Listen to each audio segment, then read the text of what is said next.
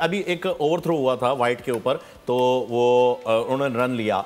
एक और हुआ था जब पाकिस्तान खेल रहे थे, पाकिस्तान बल्लेबाजी कर रहे थे, उस वक्त जब थ्रो करने के ऊपर 2 रन लिए गए तो अंपायर ने उन्हें कहा डेड बॉल। जरा उसकी टेक्निकलिटीज बता दीजिए। देखिए, अली खान बॉलर थे जी, और आई थिंक सामने जो बैट्समैन थे वो शाहीन थे।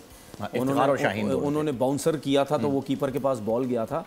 तो उन्होंने, जो मुझे ऐसा लगा, अगर आप कीपर की बॉडी लैंग्वेज देखें, कीपर की बॉडी लैंग्वेज ऐसे मतलब हार्ड नहीं थी, या ऐसा नहीं था कि फौरन बॉल पकड़ा और अली खान की तरफ फेंका कि नॉन सेकंड हैंड वाला रन भाग रहा है, ऐसा बॉडी लैंग्वेज ऐसी नहीं थी।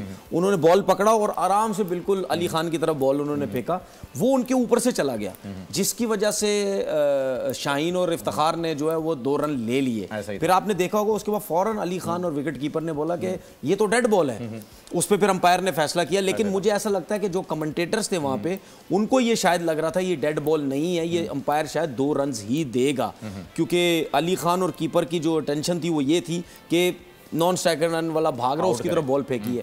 लेकिन मुझे ऐसा लगता है कि ऐसा नहीं था, अंपायर ने जो फैसला दिया तो वो बिल्कुल सही फैसला, डेड बॉल जो दिया वो बिल्कुल। अच्छा, ये होता कैसे? एक मिनट, ये बॉल है हमारे पास, जरा बताइए मुझे। ये आ गई, ये अब आप जो हैं वो बॉलर हैं, बल्कि नहीं, कीपर ने थ्रो किया था। अब इंटेंशंस कैसे पता चलेंगे? आप मुझे अगर थ्रो कर रहे हैं, यार थोड़ा सा देख लीजिएगा कैमरे को प्लीज, ठीक है? देखिए, अगर मैं यहाँ नजर आ जाएंगे, आ रहे हैं बिल्कुल। देखिए, अगर मैं विकेट कीपर, ठीक है, मैंने यूं बॉल पकड़ा, ठीक है, यहां से पकड़ा मैंने बॉल, अब मैं जैसी बॉल पकड़ूंगा मैं फटाफट कीपर के, मेरी बॉडी की पेस होगी, फटाफट फेंकूंगा, आउट है। लेकिन उसने ऐसे आराम से पकड़ा है और यूं करके उसने फेंका है और आपके ऊपर से चला गया, ऊपर से चला गया। तो उसमें फिर वो शाहीन और शायद इफ्तिखार ये समझे, आउट हो गया जी, एक और आउट हो गया। शाहीन और इफ्तिखार ये समझे कि ये इन्होंने रन आउट करने की कोशिश की है। जबरदस्त।